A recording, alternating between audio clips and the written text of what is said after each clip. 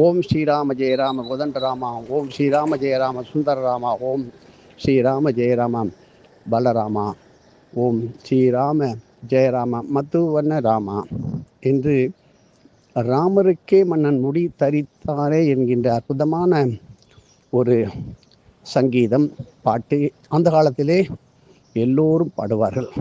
அயோத்தி மாநகரத்திலே ராமர் தோன்றுவதற்கு காரணம் சத்தியத்தையும் தர்மத்தையும் ஒரு வில் ஒரு இல் ஒரு சொல் என்கின்ற நிலையை உணர்த்தி காட்டுவதற்கும், ஸ்வாத்வீகம் அதாவது பொறுமை பொறுமை பொறுமை என்பதில் ராமர் காட்டிய அற்புதமான ஒரு நிகழ்ச்சியையும் அவர் அப்படியே வாழ்ந்து காட்டியதும், எந்த இடத்தில் பிறந்தாரோ அதே இடத்தில் அதே சரோயு நதிக்கரையிலே நதியானது விலகி அவர் தன் லோகத்திற்கு சென்ற ஒரு அற்புதமான ஒரு இடமே அயோத்தி மாநகர 60,000 வருஷம் சத்தியம் தர்மத்துடன் கூடிய தர்ம ஆட்சி நடைபெற்ற ஸ்ரீ அயோத்தி மாநகரத்திலே இன்றைக்கு ராமருக்கு சகல கல்யாண வைபவங்கள் நடைபெறுகிறது.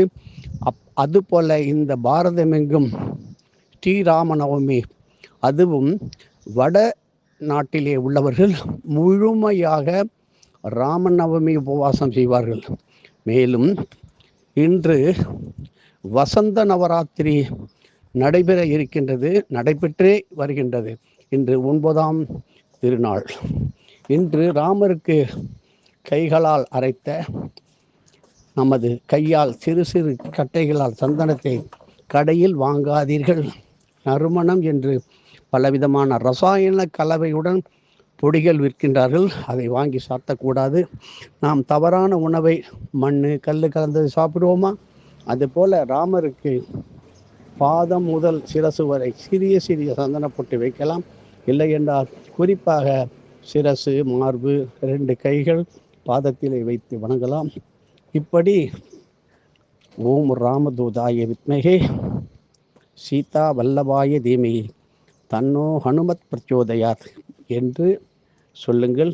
குறிப்பாக ராமர் பிறந்த நட்சத்திரமான புனர்பூச நட்சத்திரம், ஒவ்வொரு புனர்பூசத்திலும் ராமருடைய வைபவத்தை கொண்டாடலாம்.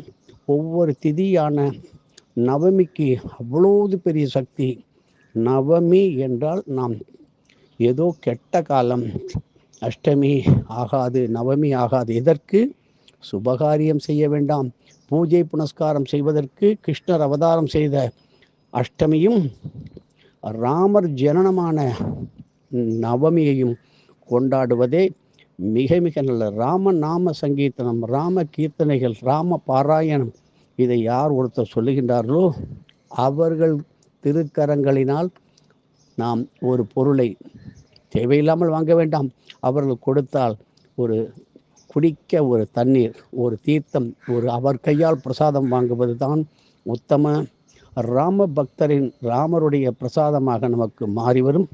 இப்படி ராமர் அவதாரம் அன்றுதான் அக்ஷதை என்கின்ற புனித அக்ஷதை தோன்றியதும் ஒரு வரலாறு இருக்கின்றது. ராமருக்கு ரொம்ப பிடித்தது என்ன என்றால் சதய நட்சத்திரத்திலே இந்த பூலோகத்திலே தோன்றிய அற்புதமான மரம்தான் சந்தன மரம் என்கின்ற விருட்சம். அதனால்தான் சித்திரை மாதத்திலே தோன்றியதால் சித்திரை மாதத்தில் நாம் பல சிவாலயங்களிலே வாத்தியாருடைய குரு அருளால் சித்திரை சதயம் கொண்டாடி வருகிறோம். இப்படி இன்று ராமருடைய பெயர் வைத்து கொண்டிருக்கின்ற எத்தனையோ பேர், ராமகிருஷ்ணன், ரகுராமன், கோதண்டராமன், பலராமன், சீதாராமன், ஜெயராமன், ராமகிருஷ்ணன், இப்படி ராமருடைய பெயர் வைத்து கொண்டு இருக்கின்றவர்கள் கண்டிப்பாக ராமநவமியை ஆலயத்தில் தான் கொண்டாட வேண்டும். காரணம், நான் வீட்டில் இருக்கின்றேன் என்றால் அந்த வீடு உங்களுடைய பிறந்த வீடாக, நீங்கள் பிறந்த பூமியாக இருந்தால் ஏற்றது. வெளியிடங்களிலே செய்யும் பொழுது அதனுடைய பலன்கள் அந்த அளவுக்கு உங்களுக்கு உதவாது. ஆகையினால் சீதாராமா, ரகுராமா, கோதண்டராமா, இப்படி எத்தனையோ பேர் அந்த காலத்திலே வைத்திருக்கின்றார்கள் பெரியவர்கள். அதை யாரும் முழுமையாக சொல்வதில்லை. ரகுராமன் என்று ஒருவருக்கு பெயர் இருக்கும். நாம் செல்லமாக மரியாதையாக ரகு சார் என்று சொல்கிறோம். அந்த ரகுவை விட்டுட்டு ராமா என்று சொன்னால் கூட புண்ணியம் அல்லவா? ரகு என்றால் அவருடைய ராமருடைய குலம், அவர் உதித்து வந்த குலம் ரகு குலம், ரகு வீரன். அதனால் குலத்தை சொல்வதை விட அவரது நாமத்தை சொல்லும் பொழுது எப்பேற்பட்ட பாவிக்கும் புண்ணியம் கிடைக்கும். அதனால்தான் காசியில் இருந்த எந்த ஜீவராசிகளாக ஈ முதல் எறும்பு வரை, மனிதன் முதல் மிருகம் வரை, விலங்குகள் வரை, அதனுடைய திருக்காதுகளிலே சிவபெருமான் ராமநாமத்தை ஓதி அவர்கள் முக்தி மோட்சம் பெறுவதற்கு இன்றும் நடைபெற்று உயர்வடைய செய்கின்ற அற்புதமான புண்ணிய பூமியே காசி ஸ்தலம். காசியை சொல்லும்போது வீசம் பெரியது என்கின்ற 5 காசிகள் இருக்கிறது. ஆனால் இந்த காசி இடமானது, க்ஷேத்திரமானது பூமியில் ஒட்டி இல்லாமல் ஒரு நெல் நுழையும் அளவிற்கு பூமிக்கு மேலே உள்ளது. ஆகையினால் காசி தரிசனம் செய்ய வேண்டும், காசியில் செய்ய வேண்டும், போய் பார்த்து விட்டு வந்தேன் என்று சொல்வதெல்லாம் ஒரு குரு மூலமாக செய்ய வேண்டும். அப்பொழுது முழுமையான பலன் கிடைக்கும். கோயிலுக்கு போனேன், வந்தேன், சாமி கும்பிட்டேன், அங்கே 4-10 பேருக்கு நாங்களும் அன்னதானம் பண்ணோம், நாங்களும் சாப்பிட்டோம், வீட்டுக்கு வந்தும் டைம் பாஸ் ஆகிவிட்டது என்று சொல்லாதீர்கள். நடந்தவை நடந்தவையாக இருக்கட்டும். இனிமேல் எதிர்காலமானது உங்கள் கையில் எப்படி இருக்குது என்றால், உங்களுடைய குழந்தைகள், குறிப்பாக பெண் குழந்தைகளுக்கு திருமணம் நல்ல விதமாக நடந்து அவர்களது வாழ்க்கை முழுவதும் அமைதியாக, சந்தோஷமாக, நான் என்று சொல்லவில்லை, அமைதியாக, சாந்தமாக, ஆரோக்கியமாக இருப்பதற்கு நீங்கள் ஸ்ரீராம நவமியை இந்த வசந்த நவராத்திரியிலே செய்யுங்கள். நாளை விஜயதசமி. ஒவ்வொரு இல்லத்திலும் ஆயுர் தேவி பூஜை செய்வதால் அளவற்ற மங்கள சக்திகள் வந்து பெறும். ஓம் யாதேவி சர்வபூதேஷு காமதேனு ரூபேன சமஸ்திதா நமஸ்தஸ்ரீ நமஸ்தஸ்ரீ நமஸ்தஸ்ரீ நமோ நமகா என்று பசுவை வணங்குகள்.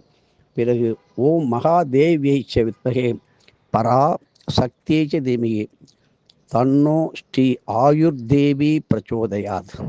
இன்னும் ஆயுர் தேவியினுடைய முழுமையான பூஜை, அரை மணி நேரம் அந்த முழுமையான பூஜையை செய்து மஞ்சள் நிற புஷ்பத்தால் அலங்கரித்து, மஞ்சள் நிற புடவை, மஞ்சள் நிற ரவிக்கை பாவாடைகளை அங்கே வைத்து, மஞ்சள் நிற அன்னம், எலும்பச்சை சாதம் இவைகளை படைத்து, யார் ஒருவர் தனது திருமணமாக வேண்டிய பெண் குழந்தைகளால் கோவிலில் சென்று தானம் கொடுத்தால் மனதிற்கு ஏற்ற மணாளன் கிடைப்பான். இது கண்கூடாக 1991 நாம் இதுவரை பார்த்து கொண்டிருப்பதை மீண்டும் எல்லோருக்கும் தெரிய வேண்டும் என்கின்ற ஒரு பரவலாக தர்ம சிந்தனையை வாத்தியார் சொன்னதன்படி இப்படி ஆயுர் தேவி பூஜை ஒவ்வொரு வளர்பிறை தேய்பிறையிலே தசமி என்று கொண்டாட வேண்டிய மகிழ்ச்சியை தருகின்ற வீட்டிலே மங்கள வாத்தியம் இசைக்கின்ற நேரம் ஓடி வரும்.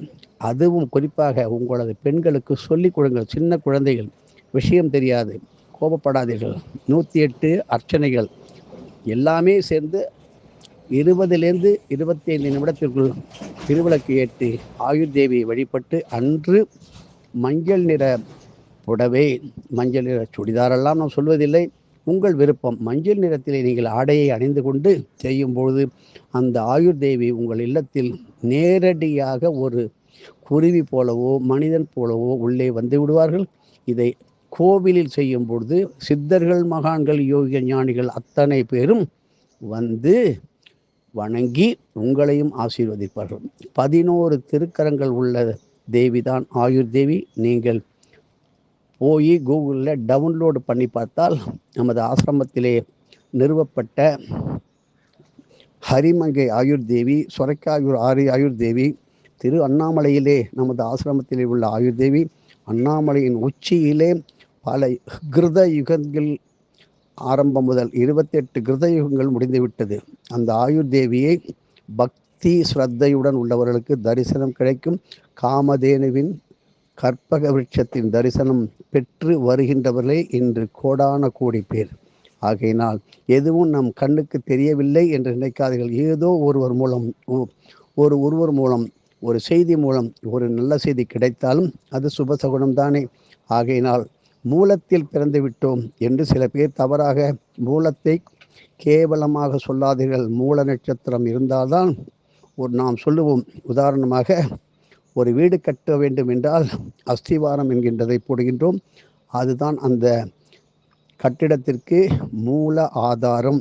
ஒரு மரத்திற்கு ஆணிவேர் எப்படி முக்கியமோ அதுதான் மூல ஆதாரம். அதுபோல் மூல நட்சத்திரத்திலே பிறந்தவர்கள் அவர்களோடது கையால், அதே மூல நட்சத்திரத்திலே மளிகை சாமான்கள், கடுகு, உளுத்தம்பருப்பு, அரிசி, பருப்பு அத்தனையும் வீட்டில் வாங்கி மாதம் வருகின்ற மூல நட்சத்திரத்திலே கொஞ்சம் கொஞ்சமாவது வாங்கி வைத்தால் உங்களது 7 தலைமுறைக்கு சாப்பாட்டு பஞ்சம் வராது.